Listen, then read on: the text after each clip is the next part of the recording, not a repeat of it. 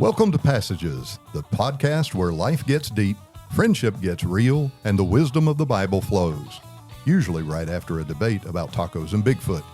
Join Patrick Birch, Drew Kaiser, Jason Pulliam, and Tim Layton as they explore Scripture, share great quotes, and occasionally get sidetracked by snacks and bad preachers.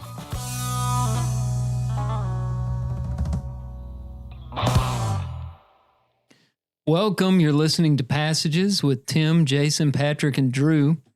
And we had a little break, and so we're fresh and ready to go with new material tonight. New material. Before we get started, can I give a quick shout out to Miss Millie, one of our most dedicated passengers, for bringing me dinner tonight. It was very nice. It was very nice. She would have brought us all dinner if we'd asked. She would have. She would have. She makes cobblers and she does all kinds of things for us. I didn't get to eat dinner before being here tonight, so she was so kind. Her and Jonathan delivered me a Chick-fil-A chicken sandwich. One of our passengers teased us today with the potential of introducing a couch mix to us. I sent y'all a message, any nut allergies. And we had to sign our nut allergy permission slips. That passenger updated me tonight after church that it was a disaster and it didn't work out. So stay tuned. Maybe next week. You know who you are. Get back in that laboratory. And I would like to know what a disaster is, though. I don't think it. I'd taste the disaster. Yeah. I'd give it a taste. Yeah. Like if I know it had bacon in it, and it can't be bad if it has bacon in it. It's the fairy dust of the food world. And really bacon. Is. Yeah, it's a weird combo. I know. I thought so too. I'd like to know if this was something like I was baking you a cake and it fell, so it was a disaster. Bring or a fallen cake to us. If your cakes fall, people, we will take them. Yeah, they eat the same. They do. Put a scoop of vanilla ice cream on that. Just mix it up. Fixes it right up. Hey, I had an experience today. I just want to tell before we jump into the real podcast. If you ever get an elbow problem and they say, let's stick a steroid in it, I just want to warn you, it is a little worse than getting one in your hip or your shoulder. It is they use this cold stuff to deaden it, but they put this injection, well, that one's got a Band-Aid right here. And funny bone, basically. He's like, the numbness will be worn off by tonight and it'll be a little sore. Nathan was in here torturing me, bullying me really earlier. I witnessed that. And I moved quickly and it's sore now. So Nathan, if I have surgery, I'm going to ask you for the copay. Now, Jason, since you're getting steroid shots now, will you be able to bench press a high amount of weight soon? No, that would require me actually going to the gym and trying. Well, that's what the steroids are for. Well, that's exhausting. There's a chance. Notice some blemishes on your face. There's a chance that I will probably be sweating in here profusely by the end of this, and y'all may have to rein me in because I tend to get a little wound up when I'm on a steroid. Patrick, I believe his voice is a little higher. It sounds like it. They're already working. Yeah. Well, that's sweet. One of the stories may throw him into a fit of rage and he just goes off on us. Yeah. Drew, welcome back. So, I'm glad to be back. Before I get into my trip, I'm going to talk about my trip to Africa in just a moment. I wanted to just show off one of the first copies, fresh off the press, of my forthcoming novel, Out of the Thicket.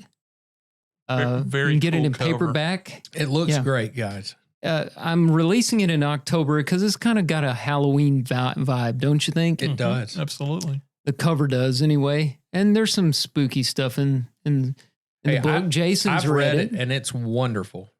Jason, I put you on the acknowledgments page. Oh, now that's you're really in this cool. book. You're That's in this book.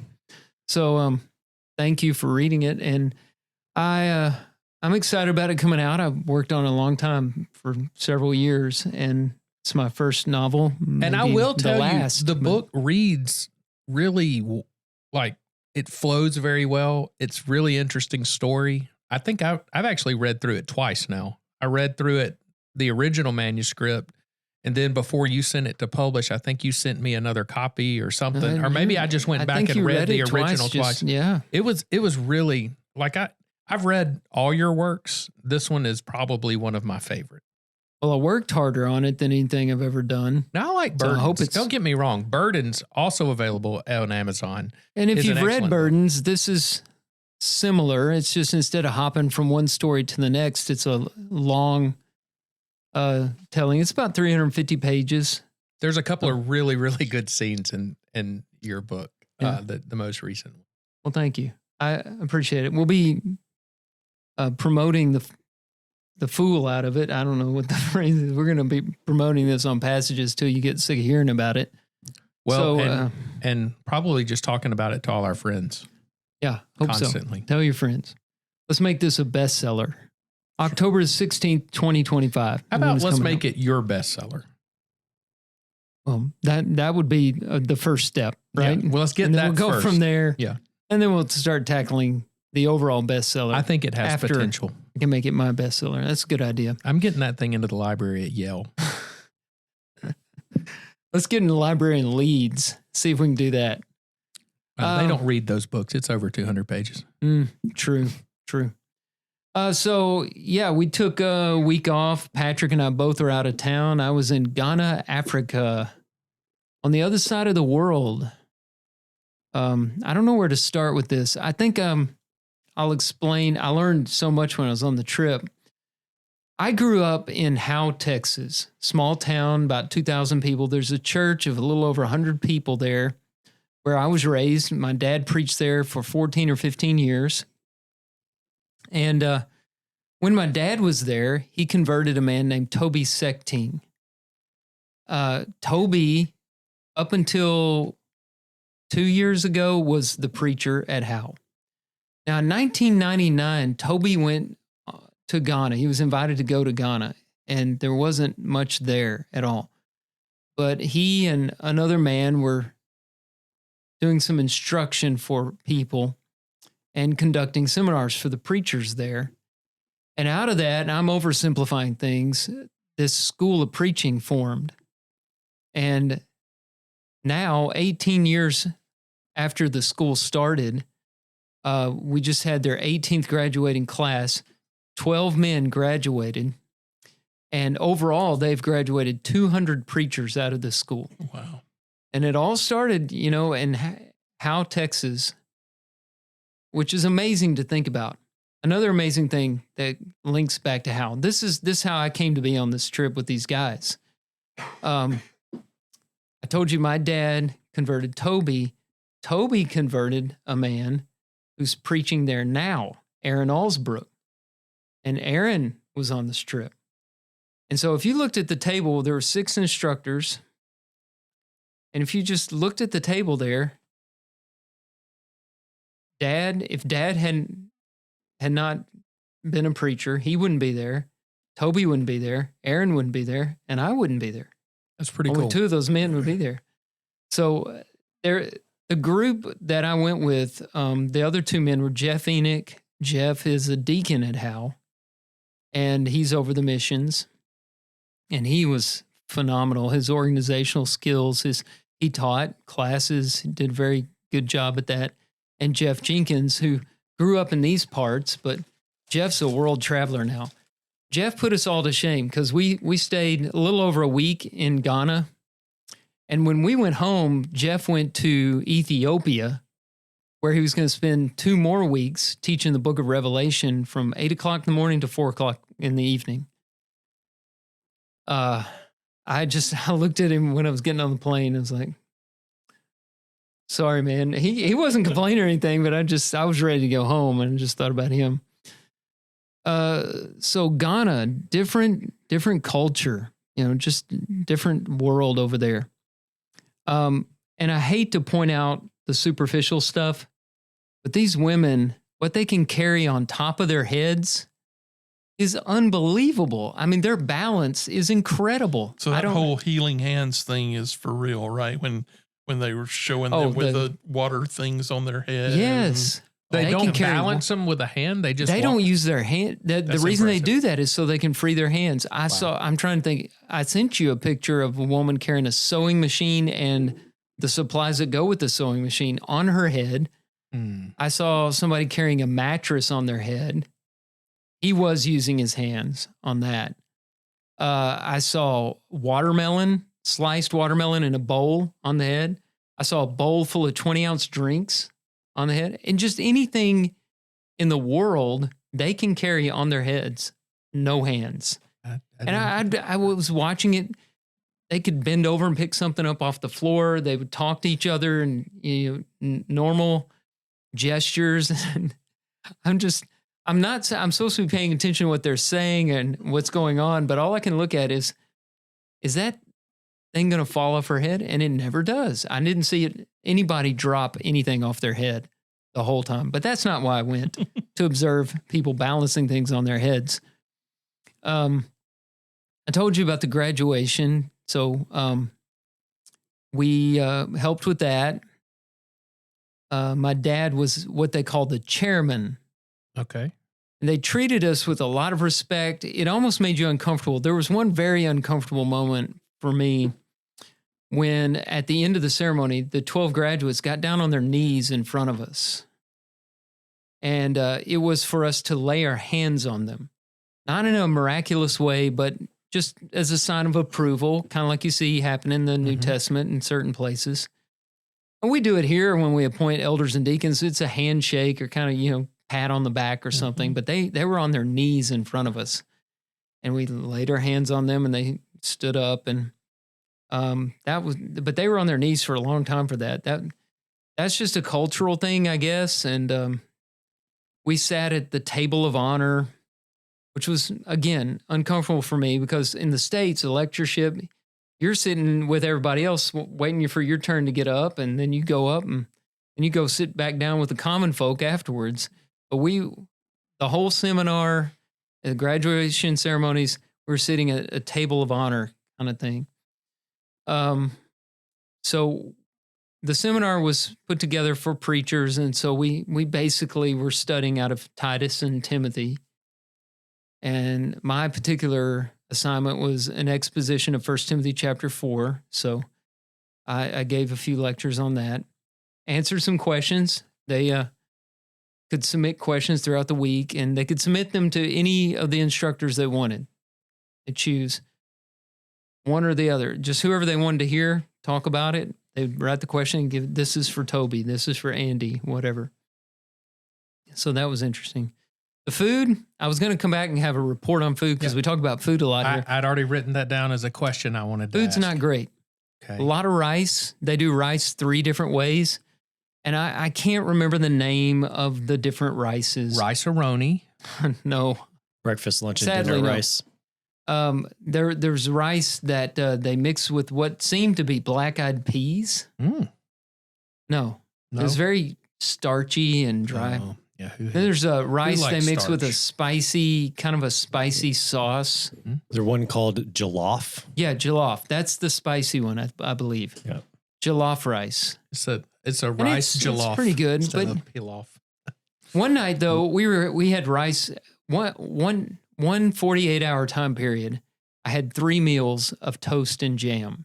Was the Now jam think about good? that for a minute. It was okay. It was pineapple jam. Oh, Now, I like toast, and that's a go-to meal for me in the evenings. But I didn't have snacks with Not me. 3 in a row. Right. It wasn't 3 in a row. There was a rice in between All one of right. those, but there was supper of toast and jam, breakfast of toast and jam, lunch of rice, supper of toast and jam. the jollof looks pretty good. I'm not. there's it's another all one right. called Try it one time. the rice and beans is called waki. Yeah. That's Did I say that right? It looks like black-eyed peas to me. They do call it beans, but Yeah. they're starchy like black-eyed peas. One night, one of the guys he started Googling Ghanaian foods and kind of cross-checking it with American favorites. And he found that they knew what spaghetti was. He found the Ghanaian name for it, and he asked the ladies who were making the meal, "Can you do spaghetti?" And they're like, "Oh, yeah, sure." And so the next night we had spaghetti. He's like, "I'm going to go for a pizza." We're like, "No, come on. You can't get pizza." So he asked her, and she's like, "Yeah." He showed her a picture of pizza. He goes, "Do you know what this is?" She said, "Yeah."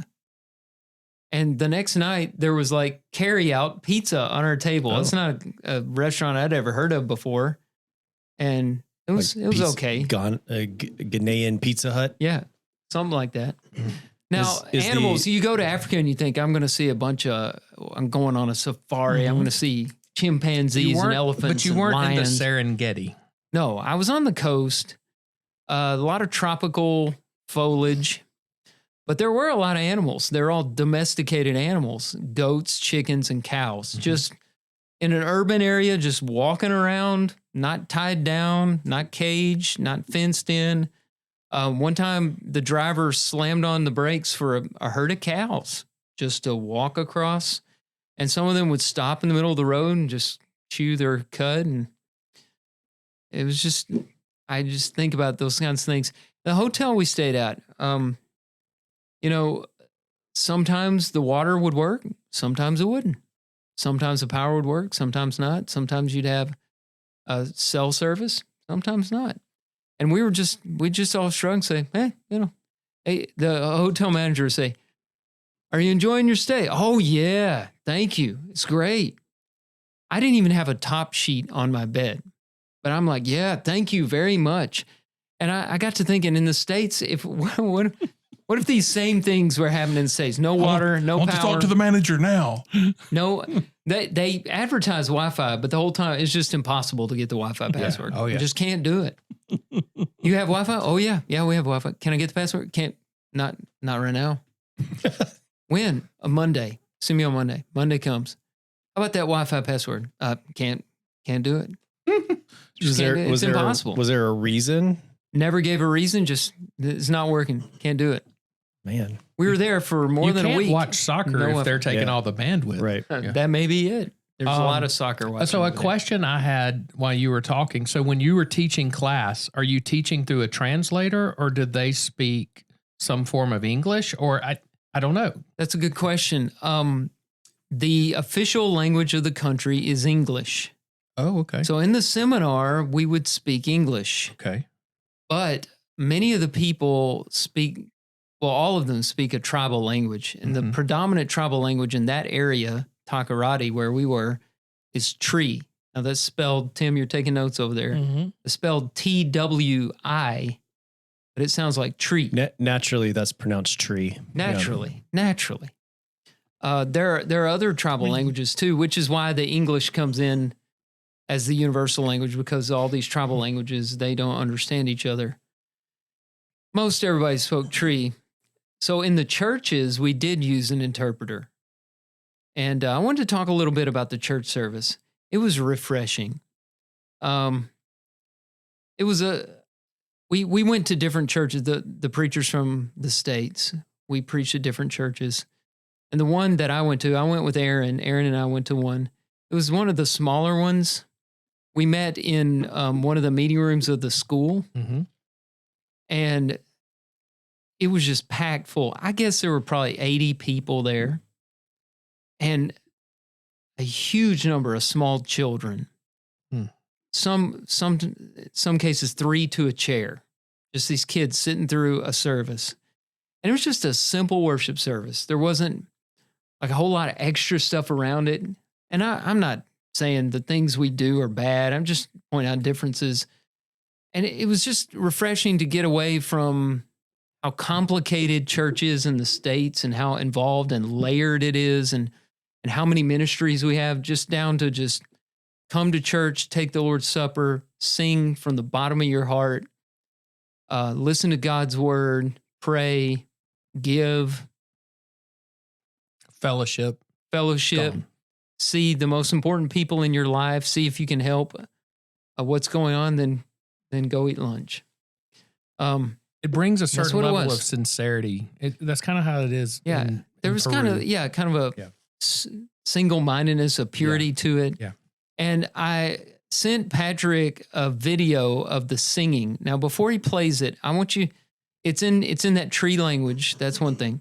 Another thing is they didn't have hymn books where I was.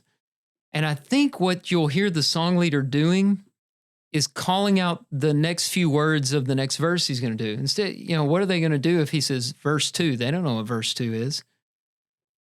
So he'll call out the next few words as they go. And that's how they learn songs. But I don't know if he's... Also, there's like some extra things the song leader will do note-wise that the other people aren't singing. And these kind of motivation.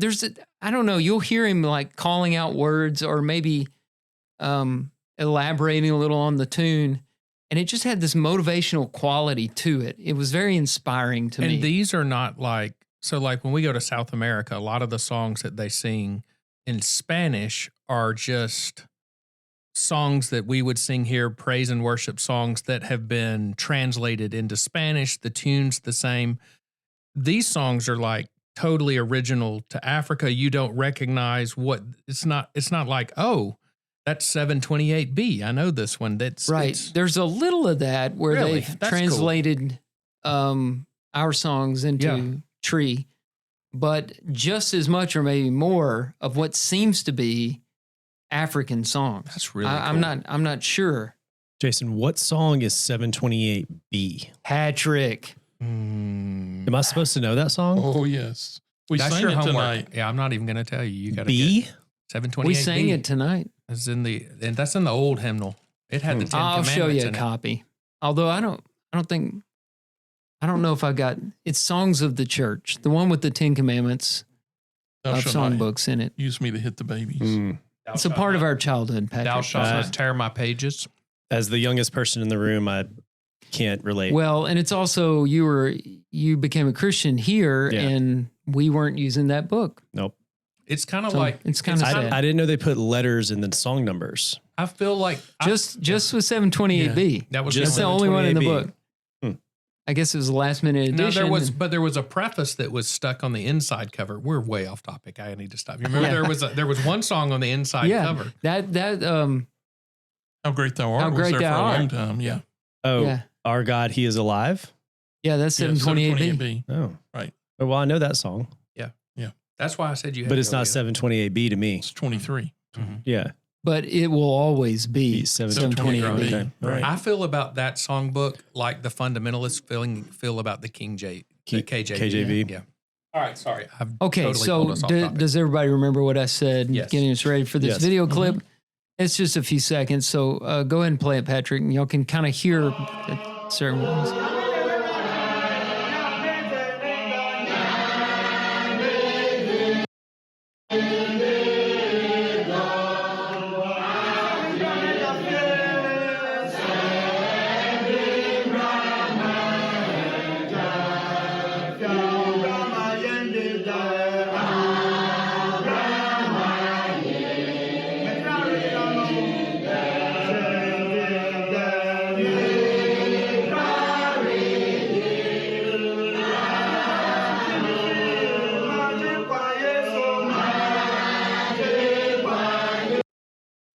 Yeah, so and I And can't. he is feeding them lines. Yeah, he is. that reminds me He's of the 25 years old. This guy. That reminds he just me looked of like the a old kid up there. shape note singing.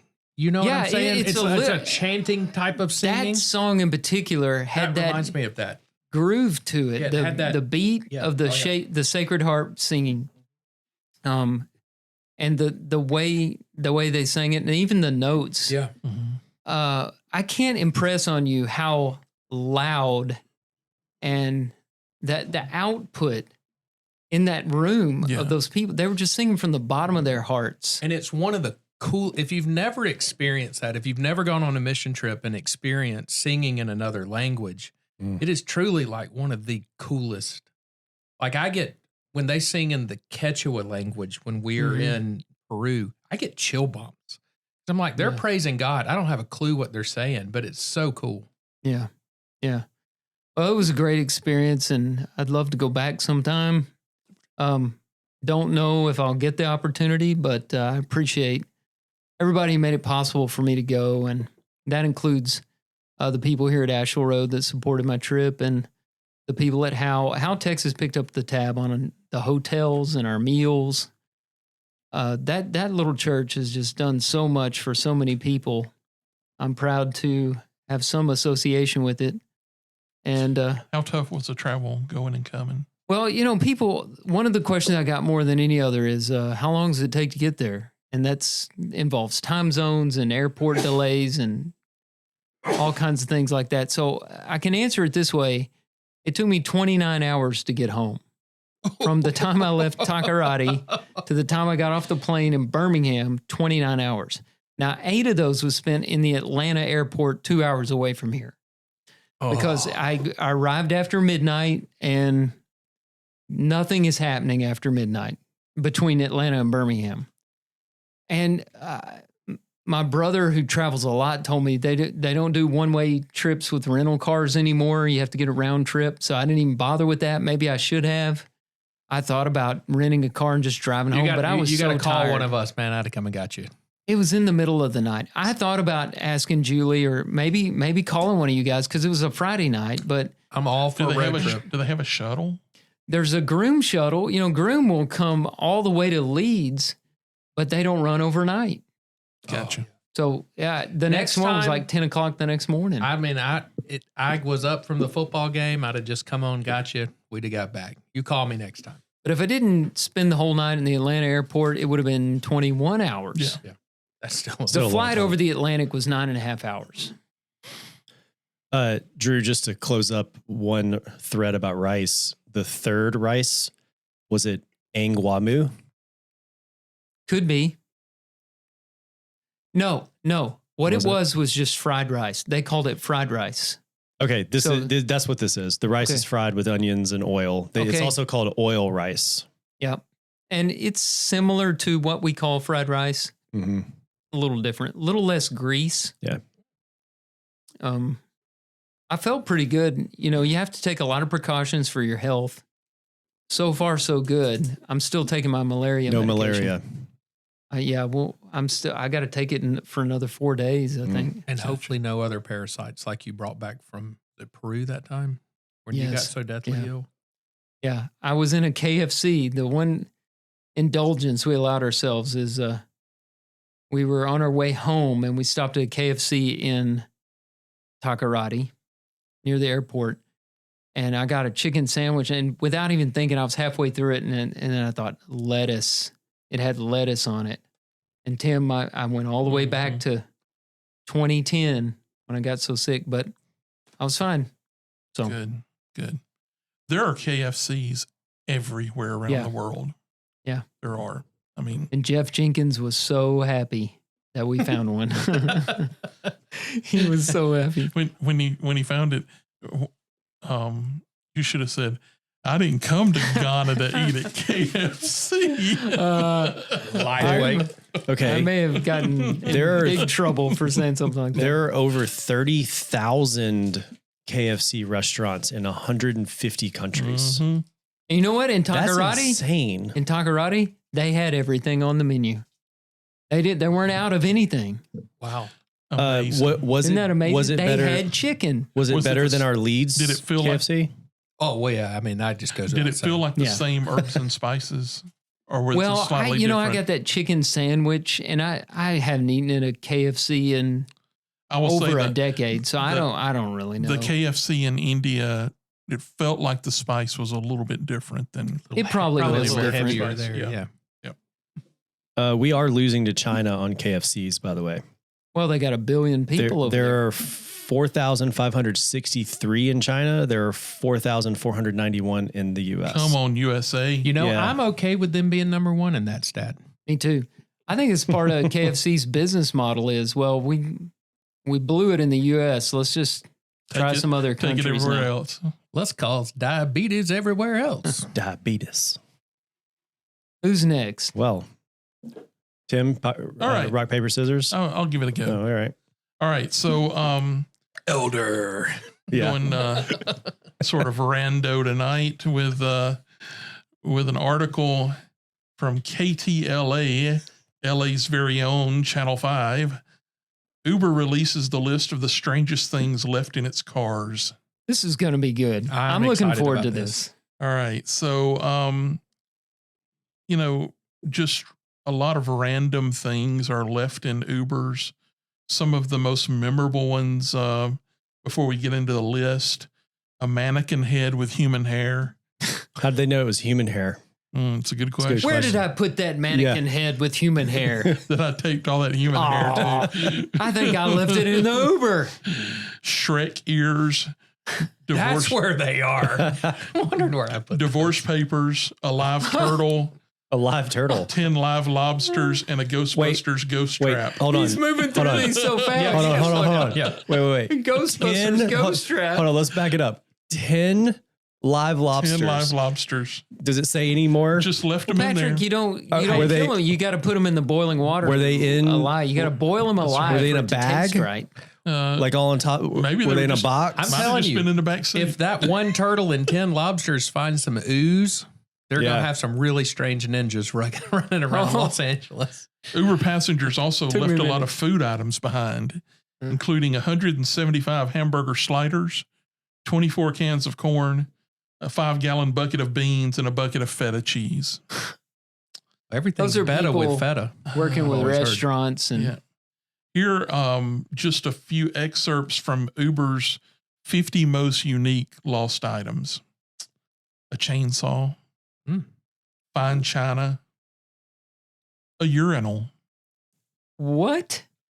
an aviation headset, Wait, I'm on urinal, like the little plastic I urinals. think the thing on the wall. Thing off the wall. The thing on the wall, maybe the Uber driver is just going to install it for if you got to go. Hey, that'd Well, be hey, all right. go. Hey, if somebody wants to take the ones in our bathrooms here so we can get some new ones that don't smell so bad, Nah, they are rough. they are rough. No number of cakes can resolve I'm that not issue. sure. I'm not sure napalm could take the stink out of those urinals. I'm going to be real careful when I say this. 15 hookahs. Hookahs. The shoe? I think so. Okay. Or is it that thing you smoke Yeah, from? I think it's the thing you Maybe smoke the- from. maybe. How's it spelled, Tim? HOOKA. Yeah, Yeah, that's the thing not you a shoe. smoke from. Not a shoe. Yeah, Not a shoe. Hoka is the Hoka? shoe. 15. Well, I just didn't want to say. Yeah. You know what I didn't want to say. Wait, let me get the censor button just in case. I didn't want to say. Yeah, you may need it later anyway. A unicycle, a witch's broom, a bouquet of 100 red roses. Oh, man. Why does a witch need to take an Uber? Good question. Just ride the Good broom. Ride the question, Yeah, Jason. that's the first indication. It wasn't Excellent really a witch's broom. not a She witch. wasn't on it in the Did- sky. I want to know, did that lady float on water? That's what I need to know. A very large portrait of myself in a brown box. I'm not exactly sure who myself is. I guess it's whoever left it there. A photograph of me and my friend at Benihana. A Lady Liberty crown. This comes as a package. A hoverboard and a mini fridge. Left in the back seat. Tim, I'm still stuck on 10 Hoverboard? live lobsters. Uh-huh. Were these loose lobsters? Like, did you look in the back into the floorboard? Were there- Yeah. Were there pinchers? Were they banded? banded? Yeah, that's a great question. I envisioned that like 3 were in the back behind the seat. 3 were, Were the in the 10 seat. were the 10 4 were in the lobsters flowboard. left in the same Uber with the 15 hookahs? Ooh, good question. That's a good question. Yeah. Ozempic. That's some Men in Black stuff. Those were aliens, folks. Boiled eggs and a candle. Wait. Boiled eggs and a candle? The Wait, In the candle same- is a scent candle to cover the smell That's of the right. in boiled the- eggs. that was in the same thing left? That wasn't two different That things? was one. Or was it a that was candle that came as- scented like That boiled came eggs? as a group. Okay. That's awkward. A chicken sculpture and Hannah Montana merchandise. All right. So these are the 10 most commonly forgotten items. Okay, hold on. Okay. He's got a lot. He is moving so fast. There must be a is. lot in this article. Okay. There's no need to 10 rush. We have all All night. right. 10 most common. Number one's got to be a phone. Number 1 is a phone. Yeah. Okay. Okay. Sunglasses, number 2. Glasses is number 6. Okay. So we'll go with Wallets. that. Wallets number 2. What Purses? Or does that fall into else? Maybe wallets. Yeah, Yeah, probably a so- wallet. What about bottles? Everybody carries. Water bottles bottles. number 10. I can't imagine what else it would be. Children? Not on the list. Okay. Our buddy that stayed in Peru Oh, the passport. left his passport. I've number seen that 8. happen in Peru before. Yeah. That's bad. Keys is number 3. Luggage is number 4. Headphones, glasses, clothing, and of course the all important vape. That's Very why important. if you keep the keys on that clip on your belt, you don't ever have to worry about That's where they right. are. Just if you need to use them, you just stretch the thing out. Zzz. And let me just throw out. We've hit on some of these already, but some excerpts from the top 20 food items left behind. A thermos full of soup, a Bojangles chicken tender combo. Throw it out the window. Oh, it's done. Just Yeah. Uber guide, you throw this away. for me. Half-eaten sushi. Half eaten. Which half did they? Wait, I'm not so sure these was that were related to the accidental. lobster? Lobsters? Yeah, that was the They were- day after the Yeah. lobster. One lobster's missing a pincher. 100 wings. That's a lot of. Look, that is have y'all a lot seen to the, have y'all look seen the behind. price of chicken wings That's a, lately? that's a lot of money. That's right some there. high The dollar. 10-cent wing days are gone. Yeah. Yep. Crawfish and sausages in corn. There's a lot of shellfish Yeah. left Yeah. behind. Mhm. Like, Sam couldn't ride in that Uber. Oh, he Kill it. died. Sam Sam be all gets in over and in a just, it minute. just blows up. Yeah. Number 14 says important chocolate milk. Is that as opposed to like, regular? Or Did you say imported or important? important? Important. I think that's a chocolate milk? typo. You It think should it be is? imported. It probably Although, comes. what is Who would imported import chocolate chocolate milk? milk? It comes from very self-righteous cows. I'll tell you that. How would The elite. Yeah. moo moo moo They're in the high I'm the pasture. best of the cows. moo moo? All right. Various cream cheese spreads. That's just Various- that's weird. Wait, did they test? Like a smorgasbord in the Yeah, back. did But they, there's did no they bagels? test them? I mean, Are they smearing it on the seat? What are they doing with this stuff? And I will close with this on the list of food: 108 eggs. Very it's an specific. oddly specific Wow. number. That is is, odd. Took a while to count those too. Yeah. I would think so. Yeah. But apparently there is a site that you can go to claim the things that you've lost. That was going to be a question. Uber. Does the Uber driver just get to keep this stuff, or do they have to report it? Apparently that's the reason there's a list, because Uber has released its 2025 Lost and Found Index. Okay. And so you can go back As an and, Uber driver, if someone leaves eggs in my back seat, I'm not counting them. No, I'm and it's throwing not- them at houses. Right. Yeah, Did I say that out loud? yeah. Will this find its way into an unclaimed Uber Yeah. Store. leftover store? Coming to- Like coming there's to- unclaimed baggage. Coming to Scottsboro soon. Yeah, Yes. you can buy 100 wings and 108 eggs. a lot of food. They'll have And a whole let's not section forget for our 10 living ruined friends. food. Yes. Do you think that The those 10 Swedish chef is lobsters? excited. Do you think it was like 10 lobsters in a trench coat and they got their Uber and they were trying to go back to the sea? My guess is the 10 lobsters. and they were all like stacked Yeah. on top of each Yeah. other inside the My coat. guess is those Yeah. 10 lobsters sold one of them to the Midianites and they were headed back home. Sorry, Joseph. Like 3 raccoons in a trench coat. Just 10 lobsters. Yeah. I will tell you also that Under the sea. let me wrap. That's a stretch. I'm finally starting to get what you're saying. I'm seeing the picture now. But Let me wrap with this. The most forgetful cities, New York is first, followed by Miami, Chicago, Los Angeles, and Washington, D.C. And Uber said that people are most likely to forget gloves on Monday, jackets on Tuesday, medicine on Wednesday, umbrellas on Thursdays and Fridays. And the most forgetful day of the past year was October 26th. It's no coincidence that this just so happens to be the Saturday of Halloween weekend. Halloween. They call it I like that. Halloween. Halloween weekend. We need to is there start using something that. about Halloween that makes you forget? Why do I we don't know. have to Maybe make you're just so focused on your outfit. But- why do we but have to make 5 days Halloween before. into a weekend? Yeah, but it's, One that's, night that's is 5 days much too before. much. Halloween Oh, yeah. weekend. And it's not always on the weekend. No. Who wrote this? But Uber is Come trying on. to demonstrate how simple it can be to 10 retrieve lobsters in a trench coat. The lobsters Or wrote this online. thing. help.uber.com. I All would right, I'm really, done. I would really like to see the list just from Alabama because there's some funny stuff that gets left in Ubers in Alabama. All 7 Ubers that are here. Yep. Yeah. So I'm not sure if this is a grinds my gears or not, but did y'all hear about the Cracker Barrel rebrand that Oh, happened this Yeah. week? Oh, yeah. How could you not hear I've been about it? protesting. So I don't really want to talk about Cracker Barrel. What I really want to talk about Well, you brought is, it up. Well, it's related. Okay. What I really want to talk about is have y'all noticed just all these businesses, restaurants, they're losing their personality? I mean, Yes. do you remember in the Mhm. 90s a McDonald's was colorful and bright, They had Ronald McDonald and a Play Place Mm-hmm. And Grimace. and Grimace. Where's Grimace? Mayor, Yeah. Mayor McCheese, Yeah. the Hamburglar. And Grimace and needed now to go it's away. just a square gray building. The Yeah. only color on it are the golden arches. It's Kinda disgusting. Now reminds that you you mention of- it, yep. Kind of reminds you Hey, of and right North next door Korea. up here, Taco Bell. Taco Bell. So that's also on my list here. Taco Bell used to have some personality. The front of it, the front facade maybe resembled a little bit of a bell. It had an Mhm. arch and you'd walk through the arch. It's just now It a square building Looked a that's little gray. like Adobe. Mhm.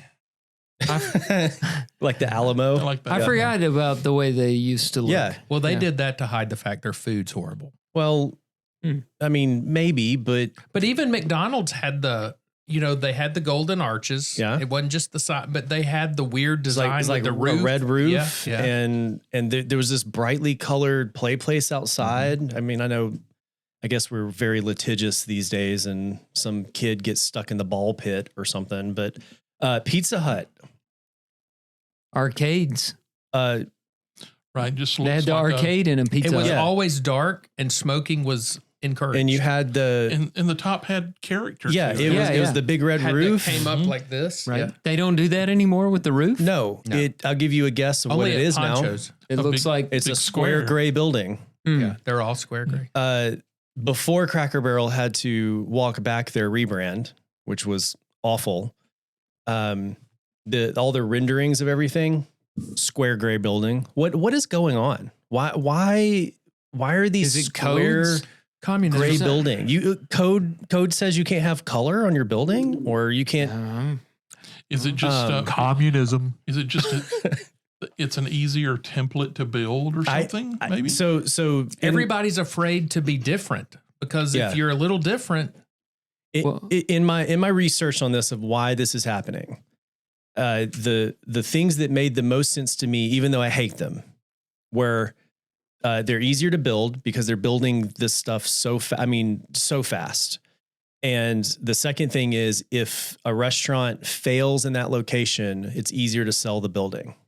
Yeah, now that that's makes practical. It's practical, wonder but if- it's boring. If you have a real gaudy looking restaurant and you go to one of these towns that have the rules for the signage, Yeah, you have to have a low sign right. and you can't have flashy things and you have to have a certain color building. Well, let that town's location be boring. Yeah, Then but that why does it have to be but they'll have a everywhere? contractor that goes all over the country building Right. the same building in every place. But we can give all kind of lights and colors and flags and stuff to our dumb car washes. I mean, have you seen them? Well, but They're see, ridiculous. But see, Yeah. car washes are They're like not franchises. well, but they're also not trying to be a square gray building and boring. Yeah. This led me down a little bit of a rabbit hole on things like logos. So Walmart, for example, used to be, Walmart, always low prices, and then in red cursive, always. You remember that? Mhm. And now it's just all lowercase Walmart. No, not even a star in it anymore, like it used to have. Is that the influence of Apple? I don't Apple does know. this minimalist thing, Very minimal. Well, we had all all these. lowercase. We had all these millennials get out and get marketing degrees, and they've got to use it for something, and they all learned in the same schools. And they simple. We're text with simplifying. no punctuation We're or capitalization. Maybe. I don't know. Hey, so getting back to the restaurants and the interesting look, does Arby's still have a ficus tree inside the building? No, ficus trees The go. They one pulled the here, ficus the tree one up? in Moody here. Yeah. I don't know. I've never been. Or in I it. guess in all I'm Arby's. pretty sure it's gone. But what's No also foliage. what also is gone is that giant cowboy hat outside. Yes. Yes. Yeah. Which They was had awesome. Which was a Yeah. cool Yeah. logo. Yeah. Like why Well, are like we the why are big we boy. stripping? the big Big boy, right? Shoney's bear. We're taking We character can't even away. find the Shoney's anymore. That's right. Hey, Oh, there's one can going. I call time out for down just a They have Six one second? in Is it like Gatlinburg. 130 degrees in here? It is Yes. 72 degrees It in is. here. I'm dying. I feel the air moving. I'm with you, Tim. dying right now. But I thought it was just me, but I'm always hot.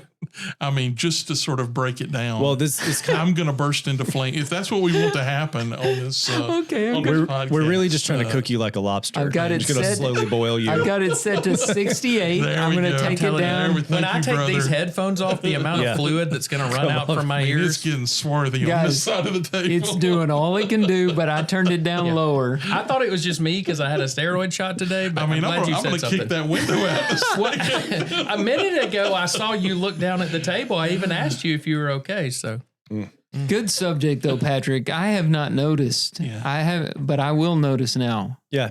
There's no lack of personality. I right? would Yeah. like to slip a little self Asheville Road promotion in here. Deep this year, very colorful. All right. I've gone full Oh, color. I love Full the logo. color. I love haven't the seen shirts. Love the logo. It looks so good. Full color. Yeah. We're going full color. I found Have y'all seen it? I have not. Oh, it looks I'll pull it up fantastic. for y'all here in a sec. I found a new place that I'm trying to print banners. It's called Half Price Banners, and I bought a new big 10-foot banner for the front, two side Is that it, banners. No, No, that's not the it. theme logo, Okay. the deep logo. I'll show you Okay. in a sec, and two other banners for less than $200. We're gonna see if it's any good, but I'm going full. This place is I going don't to be think I've colorful. seen the deep logo. I was talking about the theme logo, Yeah, the theme logo. which I really like with is- the mountains. Yeah. Yeah, but I That's took those color bars and turned it into the deep logo, the circle Mhm. with the With the Great. that's cool. letters. Hey, I want to Um, throw this out while we're talking about things kind of getting more basic and boring in a world of In a- boring buildings. world. Luckily, we have an author that's cover art is not Yes. boring. Read Burdens and Out of the That's Thicket by Drew Kaiser, available on Amazon. October 16th, 16th. Burdens available now. just in time for buy Halloween 2 weekend. copies. Halloween It's great weekend for Christmas. That's Sorry, right. Drew. Shameless plug. Thank you. Keep it coming. I don't want to jump in Well- if you're done. Nope, I'll show you all the deep logo at the break. However, if you're listening, if you're a passenger and you want something to do on Deep Weekend, Which we should throw the dates out now. it's September the 19th through the 21st. Passengers, tell us if you think we should have a passages table at Deep. Oh, Mhm. yeah. I'll man it. Record an episode. Or Get some just merch. or just set up and pass out stickers. I'll get some printed. I'm just saying, we'll throw it out there. All right, guys.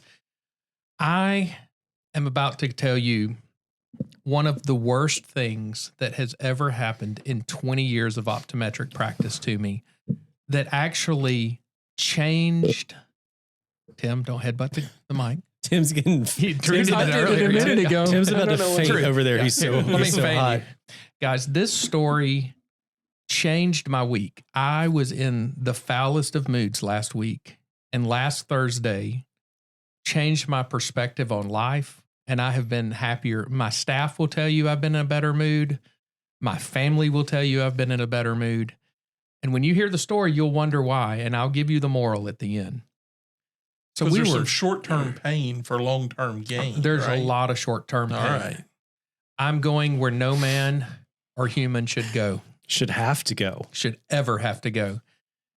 On a very busy Thursday, around 2:30 in the afternoon last week, I was walking back to my office after seeing a patient, and I was met by a patient coming down the hall, an older patient. I'm not going to say really old because he's, I would say, between 60 and 70, so that I'm not disclaiming anything. Coming toward the front or toward the back? Going back to the exam room he was in Okay.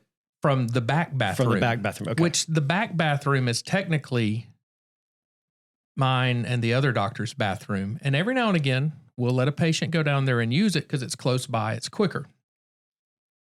That may change forever. Well, I believe he made it his own, in the words of American Idol. So as I walked by this gentleman walking down the hall, I happened to just catch something wafting through the air. And I proceeded to my office and I sat down at my desk and I looked at the other two doctors that were there. both sitting in there. And I said, I'm really afraid that that person just blew up our bathroom. Not meaning the office bathroom, but our bathroom. I mean, I have my little cubby back there with my stuff, my toothbrush, all that kind of stuff. I'm like, I just passed him in the hall and there's something wafting through the air. Well, it was a busy day. I mean, we were This is stressing me out. wall to wall people. This is stressing me out. I'm telling you, The pacing of the story we saw, is that yes. I believe we It's saw. stressing me I believe out. we saw four. I'm setting it up. I'm a storyteller. I know you're setting I it up. believe It just- we saw 41 or 42 people that day. It was a busy day. It was partly cloudy that day. It was, as I recall. Tim, let me tell my story. Oh no! I'm just going to Okay. try to give you more coloring, make them wait longer. So as I go into the next exam room, I come out real quick. One of the other doctors gets up to go to the exam room, and he's like, "There's something bad wrong. The hall is awful." He said, "I'm going to go check the bathroom." And in a minute, he came back, and he just was standing silently in my doorway, his mouth agape. And he said, it's bad. It is a disaster. There's poop in the floor. Oh no! in the Now, guys, floor? Man has never been prepared for this. Is this person still in your exam room at this point? Yep. I'm trying to 'Cause see we had how to this stop- has a happy. We had to ending. stop the whole workup and wait on him. And it took a while. So he's going into the exam room, and I say, "Don't worry about it. I'll take care of this." What? I said this Jason Pullum said that, before I witnessed it. but he told you. I know, but I'm thinking there's no way I pay anyone here enough money to deal with this stuff at the office. So I walk back there thinking this is going to be a quick cleanup. No problem. That is where I was wrong. Gentlemen, I have been in porta potties. I have been in Peru where there's just a hole in the ground.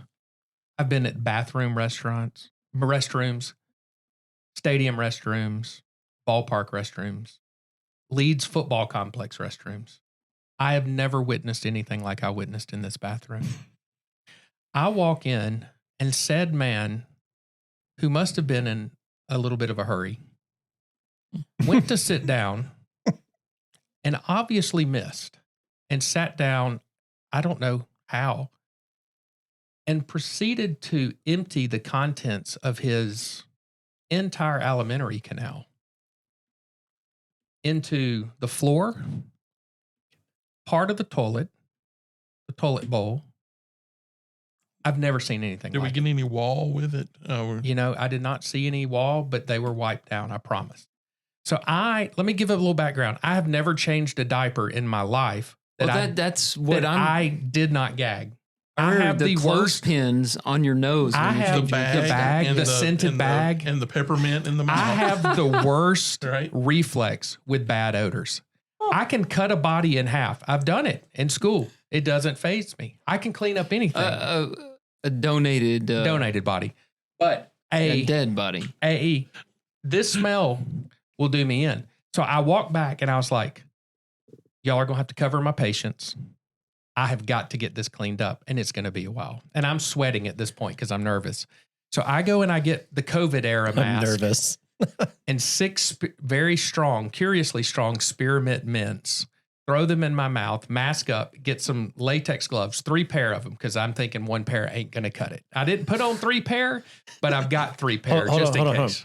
This guy's still sitting in your exam room. He's in exam room 2 after blowing up what we like to refer to as room 4, which is actually the bathroom. Right. Was there any talk about sending him back in and say, you need to tidy I don't up? think he would have been capable. I just Yeah. want to know if you confronted him about this. No, Like, but sir, he did tell, I will Sir. say, he did tell one of our staff, I may have made a little mess in the bathroom. If that is little mess, I would hate to know what a big mess looks like. For what happened,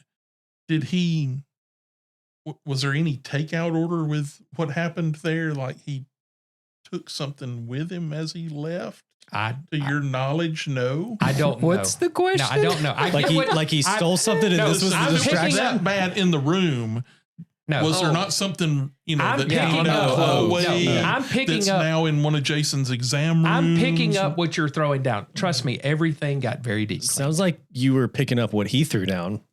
That's true. So, guys, I closed myself in this room, gloved up. I took my glasses off because they were fogging.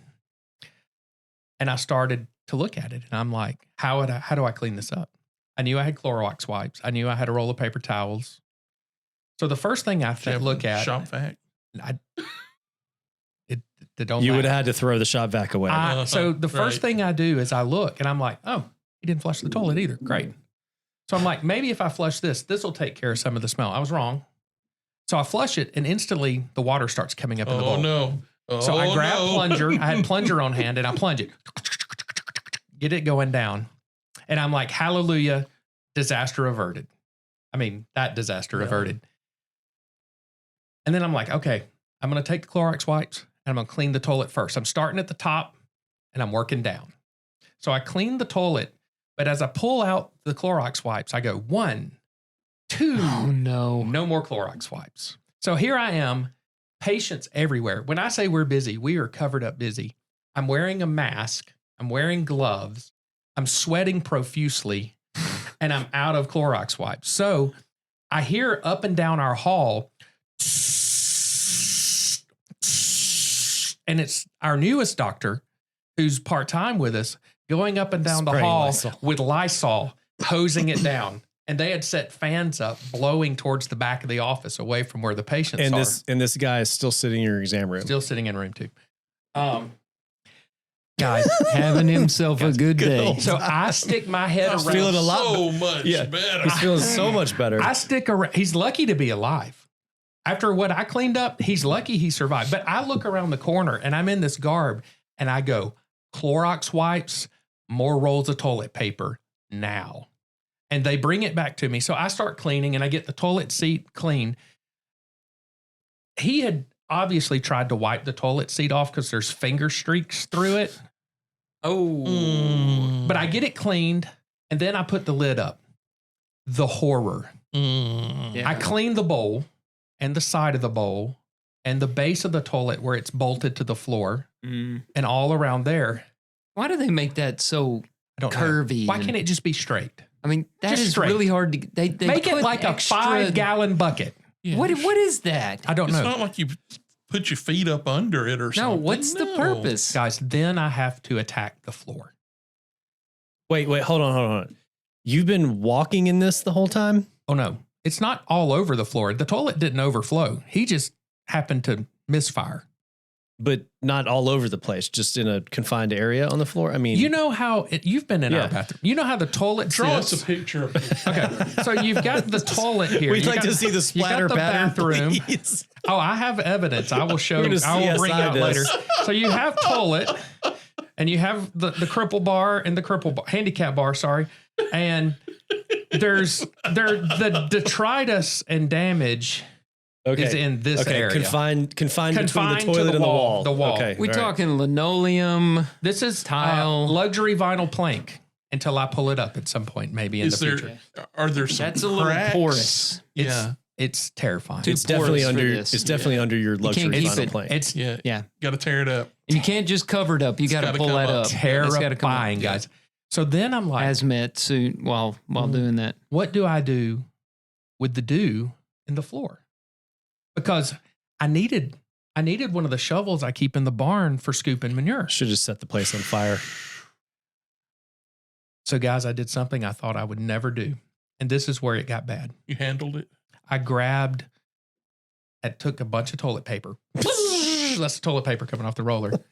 And I create 2 long things and I put one in each hand and I scoop out of the floor and plop in the toilet. Okay, and this guy's still sitting in your exam Still room. sitting in the exam room.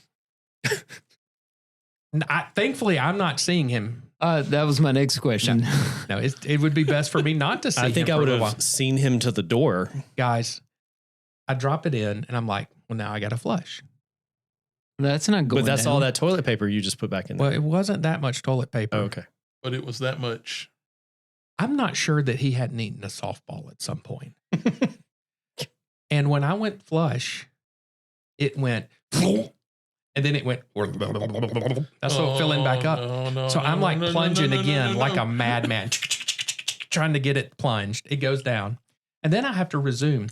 So I worked on this bathroom for 45 minutes. I went through a roll of paper towels, 1.5 things of Clorox wipes, counting the first 2. Mopped, Swiffered, mopped, wiped it all down, cleaned it.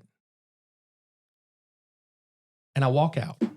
And bless her heart, one of my staff members had come to check on us. She had said, she came back there, she had a mask and gloves on. She was like, can I step in there and help? And I just looked at her and I said, I don't pay you enough to do this. You need to just go find the mop and you can come in and mop when I get done. So I come out, she's going to come in and mop. I'm walking out of the bathroom to allow her to come in, and I'm standing in the hall and I feel a presence. It's almost a ghostly presence. And I turn to my right and there's this little old man, the culprit. He's going, I said, can I help you? I'm looking for the bathroom. And being a good, patient-pleasing, loving man, You showed him the exit door and said, that's it, and closed it behind him. Said, it's right here. And I watched him go in. Wait, hold on. He obviously was having a problem that day. He acknowledged like nothing had happened. I'm looking for the bathroom that I just literally destroyed. I let him in. What would you do? I'd do the same thing. I wouldn't go. I just act that when I'm in an awkward situation, I just act like it's not happening. I stood in the hallway for a minute and I looked at the staff member. This bathroom? I said, no, I've never been in this bathroom before. Never. If he messes it up again, we might lose a patient today. Wait, permanently. Hold on. You didn't lose a patient over this person would have been. I would have called Patrick, the police. He was sick. No, my first inclination was to burn the building down. Yes, he was away from home. He was caught out in the local business. You can be so sick and not explode all over the bathroom if you just stay on the toilet. Oh, I don't know. I don't know how it happened. Do we think he like? I will tell you. I don't know what he did. I really honestly. What was reported to me later is that he mentioned to one of the staff, I don't know who, that he had trouble hovering. Why do you need to hover? Men, don't hover. Sit down. Sit down. You can take a shower later. Just sit. Sit down for the whole performance. Don't stand up. No hovering. So anyway, he comes out and thankfully, that's ridiculous. Thankfully he did not destroy it again. We mop it. He finally gets done. I go back in to investigate it, wash my hands yet again, and then walk into an exam room. How are you doing? Good to see you today. How's the weather? And then I said something I thought I would never say. I want to apologize for the fecal smell in the building. We had a disaster in the room directly through that wall. And I want to apologize. And I got on and I saw it. And my mood from that point forward has been the best it's been in weeks. And I really think there's 2 reasons behind it. Number one, the absurdity of it. And it was like I got through it because I was retching. And it's hard to retch quietly when you're got an exam room directly next to you sharing a wall and you're wearing a mask. So you're having to kind of keep it in like a... Nope. It was awful. But there was the moment that it was so absurd that it just struck me as funny. But then there was the moment was like, my week can't get worse. It just cannot get any worse. This is rock bottom. It was bottom. And I have been in a good mood. Now, I want to show you all because I do have photo evidence for those of you with a strong countenance. I had trouble listening to this. Yeah. Oh, I was about to turn it. Will you be putting this on Instagram? No. No. Oh. This would go in his file and he would not like, when's my next appointment? Oh, you don't have one. No, there's a special surcharge on his bill. Guys, I've worked in nursing homes. I've worked in a tire shop. Can you charge him an extra like CPT code or something for this? Patrick, he was having a bad day. I have never, Clearly, I have never in my life witnessed Drew, anything like that and had to deal with it. Drew, when you were so sick coming back from Peru, did this happen to you? No, but I was a young man then. Come on. Guys, I don't know that there's much of an excuse. That is inexcusable. Well, he didn't know where the cleanup stuff was. What's he supposed I do want to to do? say special thank you to Dr. Morgan, Jenny Morgan, for walking up and down the hall and trying to keep the place smelling somewhat nice. It sounded like everybody except the culprit were doing their part. And I want to thank Candace, who offered to come back there and help. And she gets an extra point tonight because she did that, because most everybody else was running. Even if her timing was kind of perfect. It was, yeah.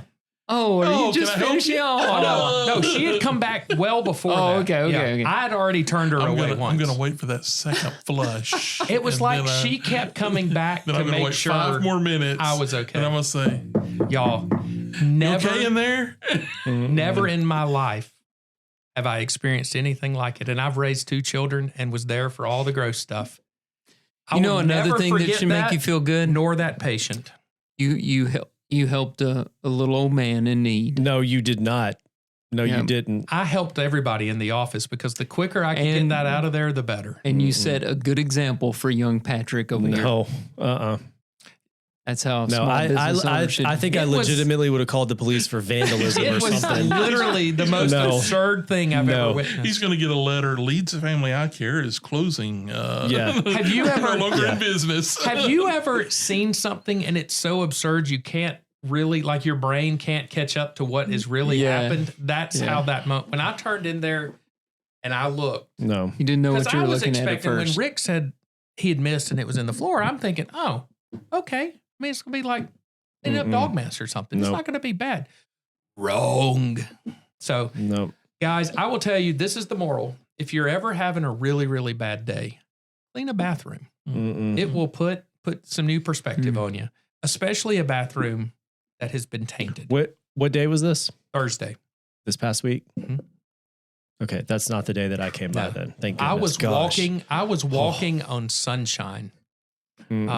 Because it was like it put everything in perspective. What if you're somebody who cleans public restrooms for a living?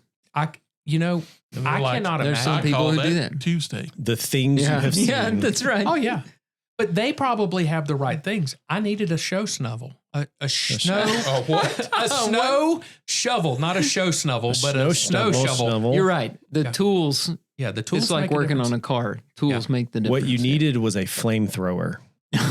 There was a couple of moments where I don't even know. Burn this down. Yeah, I don't even know that the insurance company would even go, no, that's fraud. They would be like, yeah, this was the right thing to do. But the problem is if you like tape it off like hazmat area, you still are dealing with the secondary effects floating down the hall. So did anyone at any point confront him about what happened? Patrick is wanting this guy's head on a stick. I do. I did not have the heart to confront him. And we were so busy by the time he was gone. No. I did not have the heart. I would have been like, what is wrong with you, sir? Look, I don't think... Dysentery. That's what's wrong with him. Then don't be out. You need to stay at home or go to the hospital. I'm not He didn't know till he got there. I'm not sure he calling the ambulance for you now. You need to go to the hospital. I think he may have exorcised a demon in there. I'm not really sure, but I could not. That might have been what that softball was. If you've done that and you're embarrassed, I just can't. I just couldn't bring myself to and by the time I was done, I was laughing. Nope. And it was like, I mean, it was just, I was okay. I am outraged. I think Patrick needs this experience. No. So he can get to the other side like you did, Jason, because you used to be very grumpy about dirty diapers. And I'm still grumpy about it. I got no problem with dirty diapers. I've decided if I can do that, I can do anything. It's like that psychologist Carl Jung, you face what you fear the most. Oh, I don't fear this. This No, is, I this think is you- outrageous. The only thing that would have made it outrageous. the only thing that would have made it worse is if he had been wearing a clown suit and done this. Then I would have really been facing my fears. I will tell you though, I don't use public bathrooms for that. How For- do you? for How that. do you? I wait. How do you not? I wait. I've only used it home once. field advantage. I wait till I get home. Yeah. Hey, I've only used it once since, and I'm gonna have to clean it. I've cleaned it every time I've gone in Patrick, there. You're I've gonna cleaned get it. old one day, and you have fewer options. Those choices are Two not things. going to be optional. Two things. Public bathrooms are disgusting, and Amen. two, Oh, I they agree. don't have a bidet. Well, there you have The it. only bidet that would have worked in that bathroom was a fire hose. Yeah. Okay. Well, Sorry. We've talked about Yeah, number 2 for long enough. Well, I just needed to share that because it warmed the heart. I like your attitude coming out of it, Patrick. You could work on yours a Nope. little bit. Yeah. Nope. That also warmed the toilet and the area It around warmed it. the floor. It Yes. warmed a lot of things. When the next guy, that guy's next recurring appointment, Patrick needs to have a consult That, with him. I that will guy say- doesn't need an appointment. I He's will done. say, Who are you? when I'm your worst nightmare. when Dr. Morgan got done seeing him, she came back in the room and she had this huge smirk on her face. And I was like, yes. She said, he's coming back to see you in a few weeks. Oh, And we just moved her over to Bessemer full time. So she's like, and I won't be here. So he's See ya. yeah. Mm-mm. So anyway, No. I'm sorry to bring that up, but I No. could not I want share to. that I want. story. I'm Day back. in the I'm back life. with Tim on this. I want to know how he got out of the bathroom, back to the exam room, and there wasn't just a trail of it, and you didn't have to clean the seat he was sitting in the exam room. Oh, it was all cleaned Oh, I know it. Sure, but deeply. not. but it appears in retrospect now that we've gone through the there's no way. the post-mortem here that the problem clearly it was not a it was trail it was an problem. aiming issue. It was an aiming, But there- hovering was but the there's problem. no way Yes, he didn't don't get do some that. splatter It was or kinda some like, something in Thou his shalt pants not around his hover. It ankle. was kind of like when the Yeah. bomber gets the coordinates wrong and you drop the carpet bomb on the wrong spot. That just happens sometimes. Those may have been some bouncing Bettys, though. I'm not real sure. Have y'all seen the that sign of like there different ways to say stand closer? I'm just gonna act like that didn't happen, Jason. I shut Tim down. I've accomplished something. You know the signs like stand closer, different. It's like it's different versions of that. yeah. You need a no hovering sign. Yeah, it may Yeah. happen. Who knew? Who knew that Who you knew you needed needed that? that? Yeah. Why do men should not hover No. ever? No. No. No. I didn't know that was a thing. Yeah, I don't have I don't have the core strength. Well, Do we have a bad preacher? This we week? have a bad preacher Okay. that I found, and none of you have heard. Okay. All right. None of you has heard, but Boy's own Patrick tonight. I think I know what you mean. I'm just glad the ire is towards you tonight. I am now going to mute for the rest of the episode. I'll see you guys next week. Own passages. All right, let's take a break. I'm shy, I don't know why. Still a part of that. I'm shy.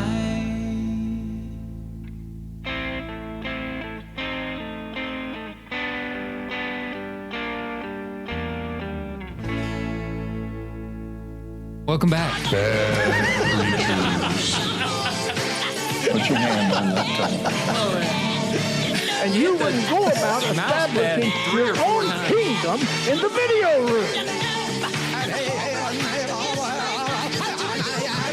Who's back?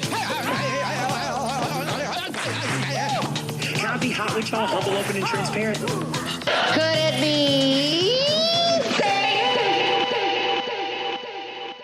Patrick, you're the only one that knows what we're about to hear. But I can't talk, so You can't talk? no, I'm not allowed to anymore. You've given When it did up that for the rest happen? of the night? When you corrected. When I had to be corrected His because words. I don't have good grammar. That's Patrick's just in a a- running joke. Patrick's in a sensitive spot tonight. I broke him am earlier. outraged. All right. I don't know anything about this other than I've listened to it. Maybe while it's playing here, I'll try to do a little research and tell you more about this bad preacher. Visiting family leave this church because they're shacking up, and I won't let them join the church. Who in the Sam hell in their right mind has got the audacity to even ask the preacher to let them join a church when you're shacking up like a bunch of dogs? Somebody's got to rebuke you. I'm telling you, teenagers, you ain't fornicating and being a member of this church. You ain't laying on each other in this church. You ain't fondling each other in this church. You ain't kissing each other in this church. I'll throw you and your mom and daddy out with you. That ain't happening here. Am I preaching now? Well, there's some angry guys in the You ain't background. laying drunk on Saturday and singing in this choir on Sunday. Is that a You common ain't problem? going to be a pillhead 6 days a week and Pillhead. singing this praise band. Yes. I can tell you that right now. But I tell you what, brother. Yeah, hallelujah. He ran Let out me of tell stuff you to say. something, friend. Let me tell you something, friend. Say it. Tell us something, friend. Now he's just running around the stage. Because he doesn't Let's have God, I anything. just soon shout all morning. I'm glad I'm in the family. I know what it is to be restored. I know what it is to be broken. I know what it is that I have a second chance in the things of God. Hallelujah, glory to Weren't we talking about pillheads? Wait, glory to what? He didn't finish that statement. You think he follows an outline or a manuscript? I didn't know Jerry Clower preached. More of sort of general thought. If he'd have given it a Just- whoa, Stream of consciousness is what I just heard. From the We were I think throwing there's some- pillheads out, and all of a sudden, glory to God. And I think there's some in the pre-stroke family. stuff going on there. At one Yeah. point, he tasted copper and smelled burnt toast. His face I guarantee was you. very Yeah. red. There's no very joke, yeah. red. I'm pretty sure I saw his left eyelid start to I twitch bet just a his little. Sir, could Fitbit we get went you to nuts. sit down for a moment, please? I was unable to find anything. I'm still searching for. But I mean, his premise, not bad. Well, Presentation, yeah. I mean, the presentation reminds me of that thing that landed in the floor in my office. The men, I didn't hear a lot of women in that service, but there were so many angry men. So yeah, I guess I agree with the doctrines he was alluding to. I mean, but you got to minister to him at some point. Got a little graphic there, a little bit along the way. Oh, I mean, a little well, bit.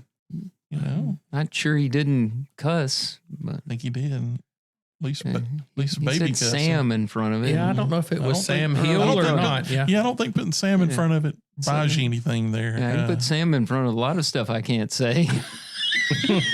Oh man, now my mind's running through that list. Thanks, Drew.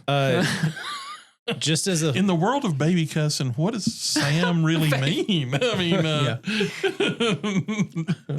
I'm not sure that I even understand. It's sissy cussing. Sissy cussing. Okay. Where was the Sissy cussing. where was It's a baby ticket. Baby Baby ticket. ticket. Baby ticket. Yeah. Sissy We'll cussing. come back to that some There we other go. time. where was the doctrine there? I mean, he was shouting what sounded like a lot of his opinion, which I'm not saying he was wrong, but at some point, don't you say, let's open up the King James and let's read some verses? Not today. Is Well, that his was whole just a sermon, portion. Is his whole sermon like This that? was an impassioned plea. That's what they do in a lot of these places. That they run around and shout. His favorite football team was playing the night before, and they played late. And he just didn't have And time to get and that he sermon said- started. He said, so tomorrow we're just going to turn it loose. And I'm telling you, I if got you, some things to get off my chest. if you hear anybody at the pulpit say, stay with me now, or something like that, they can't remember what they were going to say and they're buying time. That's an old fashioned way of buying Right. time. And it didn't work in his case. He didn't say, stay with me. What did he say? I don't He's know. like, he was running around the stage up into there's a choir area behind him. He was running around like half dancing during some of that Listen, you're not going to be like a pillhead pause. 6 days a week. And I come up believe here they- and sing in the choir. I Did believe their they video attribute kingdom that keep up behavior. with him?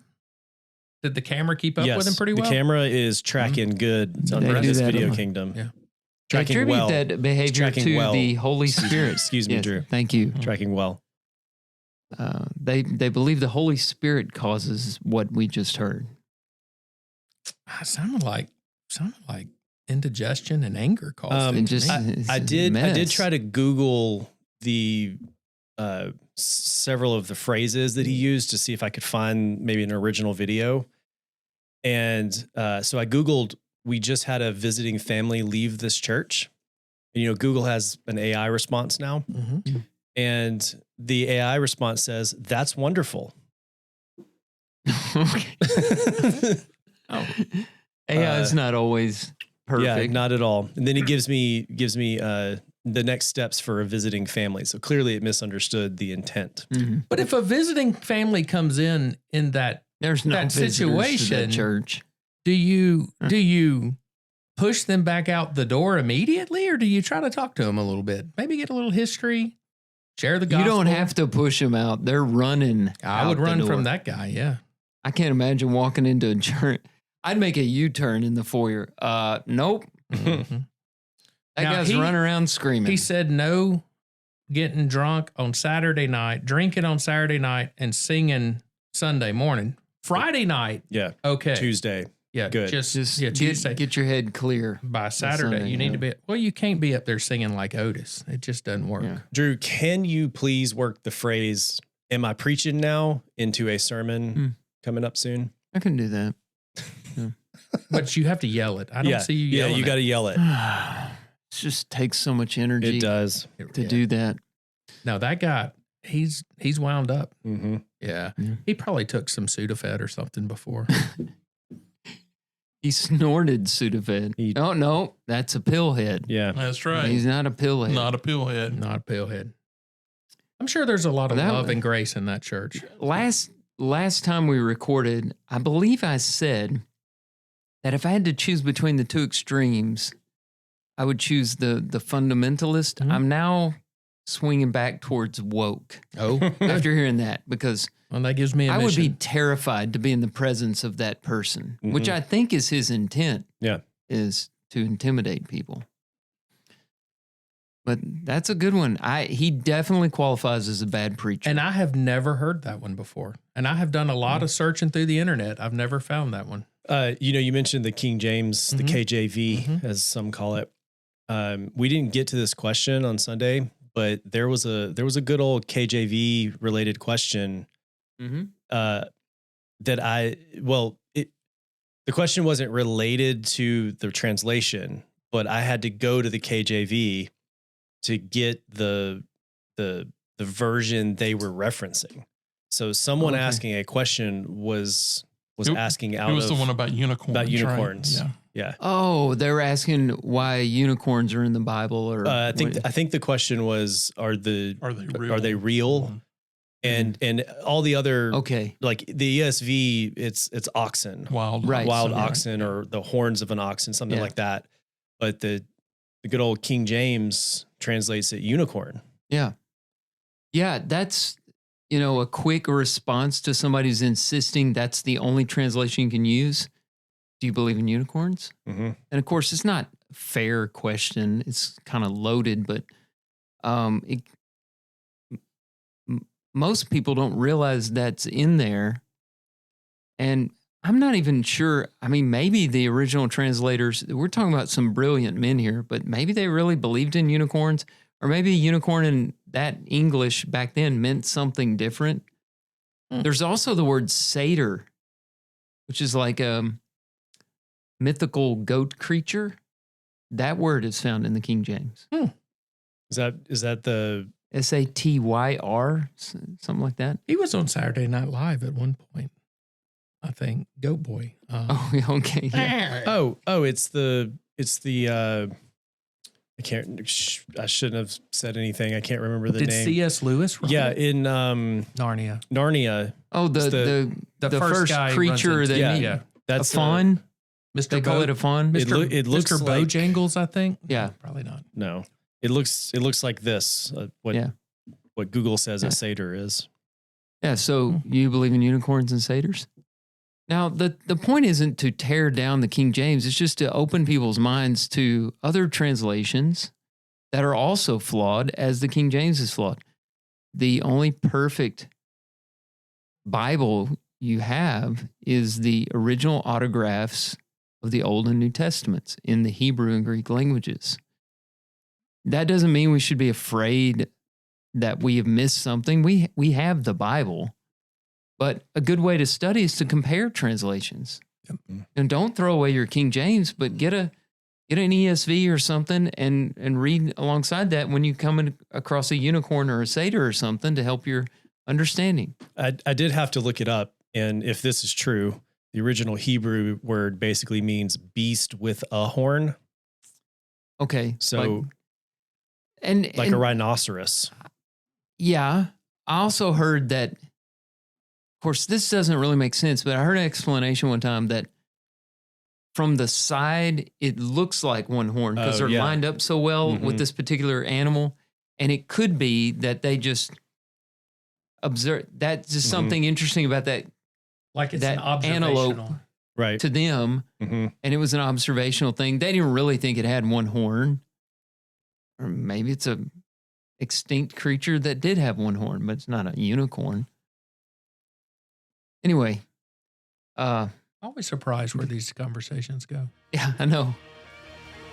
All right, let's go. Let's take a break. Come back with our passage.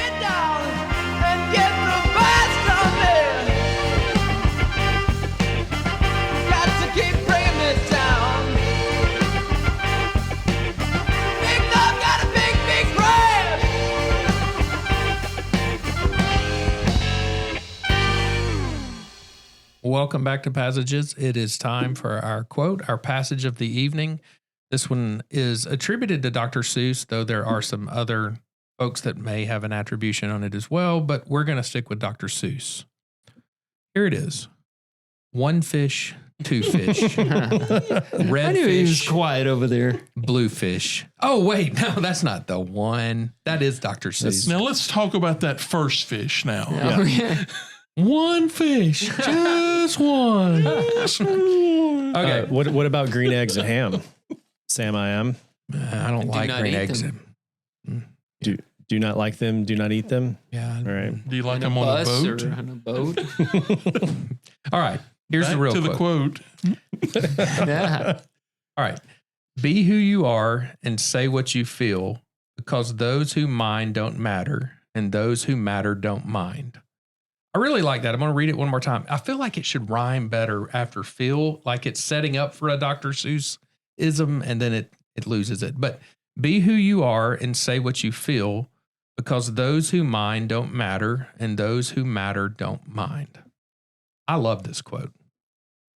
I have lived most of my life not being who I am and not saying what I think and feel and hiding behind all kind of things, trying to please other people and always fit into this idea of what a good person or what has been expected of me looks like instead of being myself. And I love this quote because it's saying, be who you are, and your friends that you're closest with, the ones who really matter in your life, they're going to love you for who you are. And those that really don't appreciate that, they don't really matter anyway. And I like that. That's a freeing quote for somebody that's a people pleaser that has lived with masks.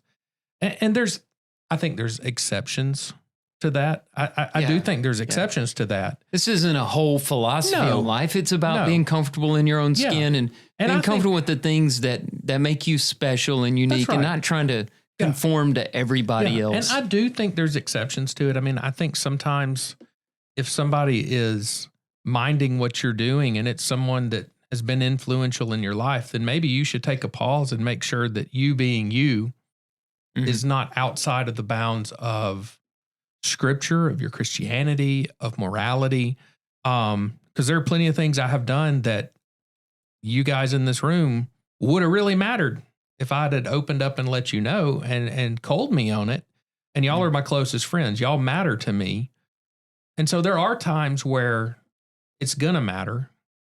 But as a general rule, I like the idea of just being free to be yourself. be open with and who while you we're are. throwing our asterisks in, I would also add, this doesn't mean you can't grow Oh no. and improve in your weaknesses and capitalize on your strengths. This is all about not feeling insecure and inferior because you're not like the other people, and also about what you do with people who are unfairly critical. You just don't pay them any mind. Mhm. You know, like you were saying, listen for wisdom. Constructive criticism is always good. But if somebody's just being unfair and mean, go find people who are supportive. Or if they're judging you on the surface of something, not looking at the heart, I think that's And they an don't seem issue. interested in getting to know you. Yeah, they don't give you an opportunity. Or maybe trying to always change you in some way, not letting you be Mhm. you. Yeah. Mm-hmm. Right.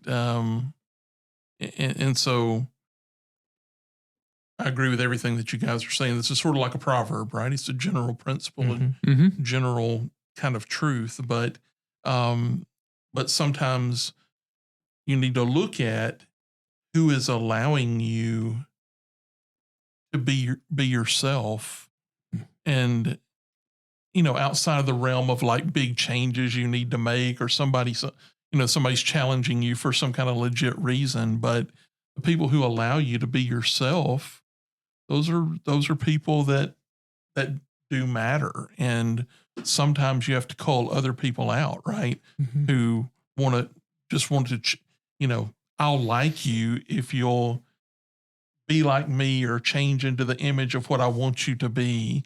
Those kinds of strings attached in relationships, those are not good things, right? And the people you surround yourself with, they need to fall into the ones that they want a relationship with you, not some form of what they want to make you into. So go ahead. I was going to say, I was focusing a little bit on, being who you are is one thing.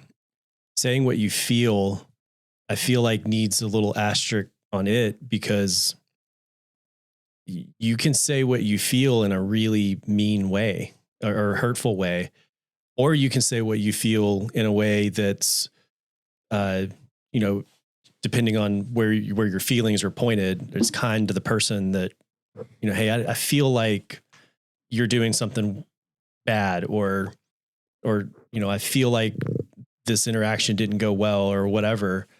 But you can also be really cruel with it. It's true. Yeah. You can be authentic and still have a level of restraint, Right. right? Either in the way that you say things or in the things you leave unsaid, right? And it's not an either or, right? It's not that I just, everything that's in here, unfiltered has comes to come out back here. That's not necessarily just that's not the definition of being who you are, right? But authenticity is, it's an interesting breakdown between how forthcoming am I, but well, and I don't know, it's not easy to characterize, right? It's not necessarily just everything comes out, but too much restraint is building a facade, right? And so it's not there's no little recipe here for. Well, and I think you could extend this a little bit to maybe I say what I feel in the wrong way, and still those who mind don't matter, and those who matter don't mind. I mean, we give each other grace when we know each other and love each other. That's right. Yeah, I was trying to think of some scriptural connections here, and at first I wasn't really coming up with anything. I was thinking, does the Bible really talk about being authentic and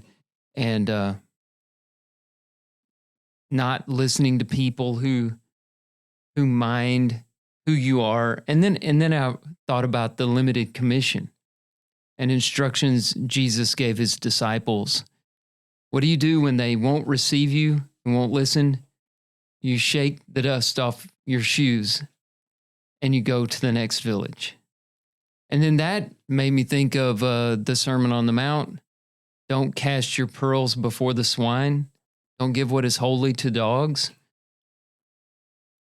That's a little of this. We can spin our wheels with the same people for a lifetime who won't listen, who don't respect us, who don't accept us for who we are. And as Christians, who we are, Christ lives in us. So they don't accept Christ, they don't accept us. And Jesus says, don't waste your time with hard-headed people that aren't going to listen. Don't agonize over it. Just move on. I like what Paul says in Colossians in chapter 4.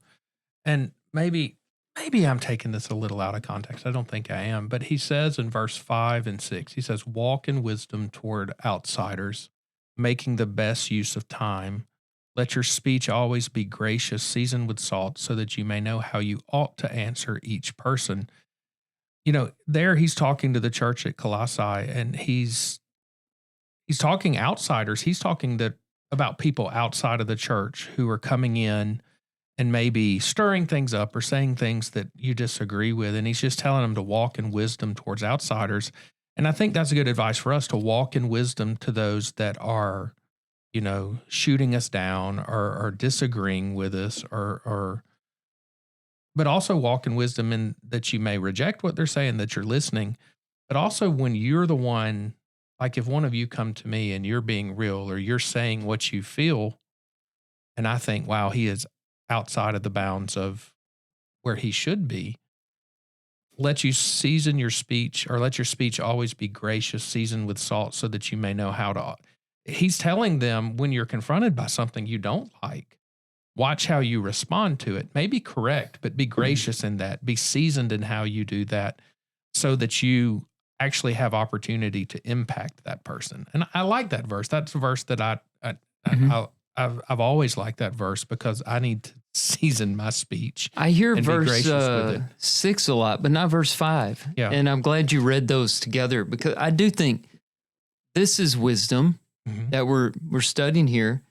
Walking in wisdom involves, being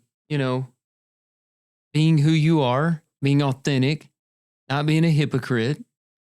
Those are another set of passages that relate to this. But That's walking in wisdom and being careful around people you don't know so well and you're not sure what their motives are, and watching the manner in which you communicate. And that wisdom, part of that's discerning those that truly matter, whose opinions matter, and those who don't. Yeah. I like that word, discerning. The three of you come to me with an opinion, and there's others at church that will come to me with opinion, and I'm going to listen to it. I'm going to take it to heart and think about it, just because of the relationship we have. But there are also people that will come to you with an opinion, and you just kind of, the old saying is, you let the water, like a water rolling off the duck's back. You listen graciously. Your thoughts are seasoned. You may say, or not graciously. You may say, hey, that's interesting. I don't necessarily agree with you, but you're still kind in how you respond to it. I mean, but knowing that whose comments, whose criticisms, whose critiques, whose opinions have weight in your life is important to understand. Because if you're listening to the world and their opinions, that's a scary place to be. But you got to have the relationship with people that you're close to, people that are willing to help you find Christ and help you find peace and love and joy and happiness and all the fruits of the Spirit around you. And part of your job is to discern who those people are. And I think that goes back to that verse in Colossians about letting your speech be seasoned with salt, your responses be seasoned with salt, so you'll know how to answer others. Just going back to the overall passage here, right? I was thinking about, it says, be who you are and say what you feel. And I'll just skip to the, those who matter don't mind. this quote's not necessarily saying that these people have to agree with what you're saying. But I think part of those who matter in your life, those who are your friends, are the kind of people that you can somehow, sometimes air your feelings, right? Mm-hmm. And sometimes our feelings are raw, and they're not smoothed out, and you need an opportunity to, voice something to work it out, right? So, those people who really matter in your life are sometimes those people who might hear something from you that is harsh, something you need to get out, something that you need to work through, something you need to feel safe presenting before someone else, and who will, help you work through something, right? But they're still allowing you to be yourself. Still allowing you to be yourself, right?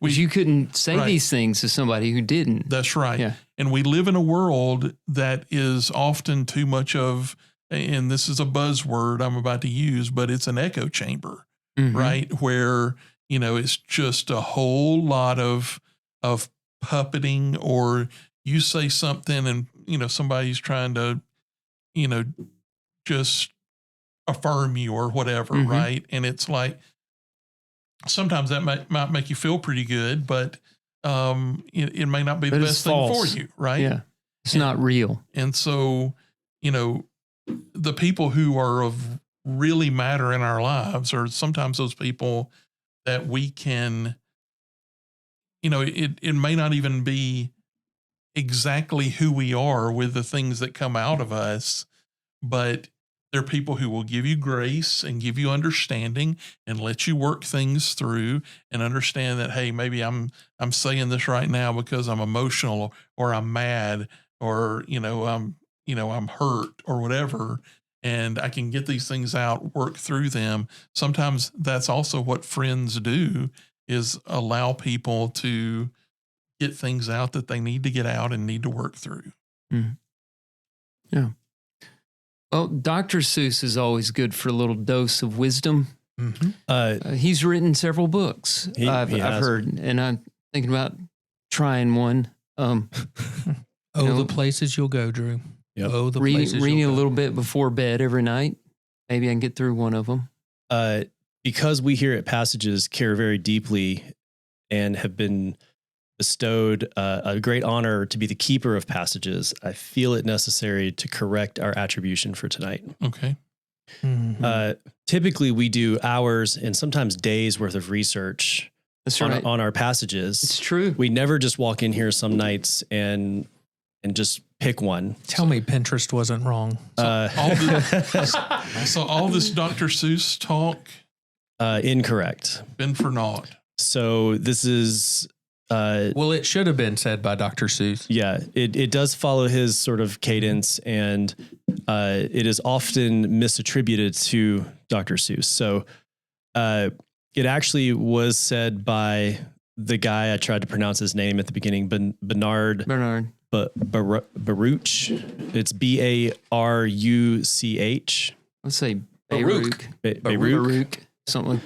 Yeah, is this on Baruch's webpage? Well, I said that. No. I mean, how do we know? So, a guy named Igor Cassini in 1948 published a book in which he was a society columnist in the New York Journal American something.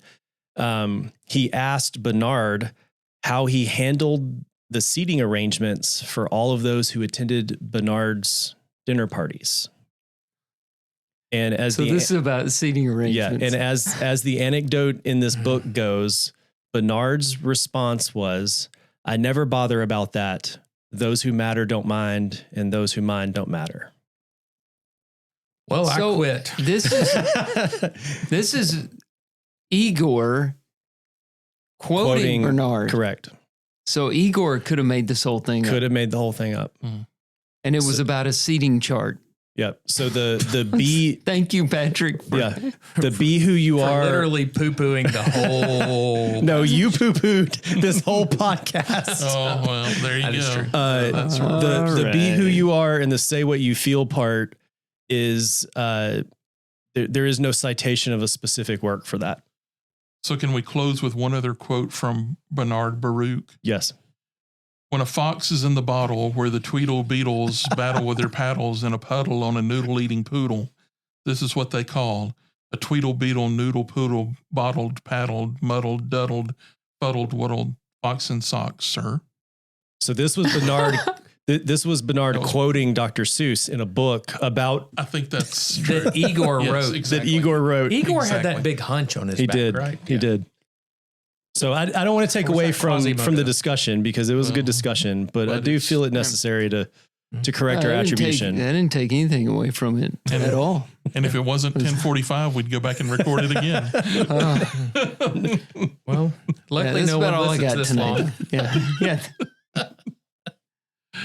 Well, we're glad to be back, and we're completely wasted now. Our brains are not working. Mush. But we're glad that you joined us, and we hope that you stay with us and join us next time on Passages.